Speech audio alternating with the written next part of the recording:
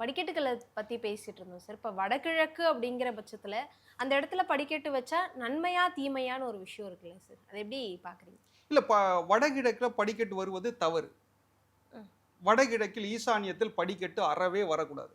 நீங்க இப்போ உதாரணத்துக்கு அ யாராக இருந்தாலும் சரி, மிகப்பெரிய செல்வ சீமானாக இருந்தாலும் சரி, செல்வ செழிப்பு மிக்க ஆட்களாக இருந்தாலும் சரி, நான் ஜாதகத்தில் நான் சொன்ன பலன் தவறாதுன்னு சொல்லுகின்றவர்களாக இருந்தாலும் சரி, நான் மிகப்பெரிய பூஜை பண்றேன், ஆளுமையில இருக்கேன், நான் தான் பிரதமர் அப்படின்னு ஒரு உதாரணத்துக்கு வச்சுங்க. இப்போ மோடி இருக்கார்.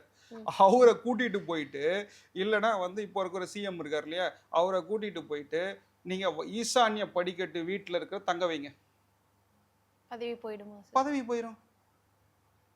ம். பிரச்சனைகள் நடக்கும். டம்மி ஆயிருவாங்க. அனைத்தும் இருந்தும் ஒரு மூளை இல்லாதவர்களாக அந்த ஈசான்ய படிக்கட்டு அதை அமைத்து கொடுக்கும். ஒருவேளை அவங்களுக்கு அப்பா இருந்தார்னா, அப்பாவ எடுத்துரும். ஓ. அப்ப ஈசான்ய படிக்கட்டு இருக்கிற வீட்ல தங்கலாமா? அப்படின்னா தங்கக்கூடாது. உங்களுக்கு மிகப்பெரிய அறிவே இருந்தாலும், உள்ள குடத்தில் இருக்கிற விளக்கா தான் இருப்பீங்க நீங்க. ம். இப்போ நாம வந்து மலையின் மேல விளக்கு வச்சா எப்படி இருக்கும்? பிரகாசமா பிரகாசம். இருக்கும். அந்த பிரகாசம் வரணும்னா, நம்ம அந்த வீட்ல இருக்கக்கூடாது. ஈசான்ய படிக்கட்டு வீட்ல இருக்கக்கூடாதும்மா.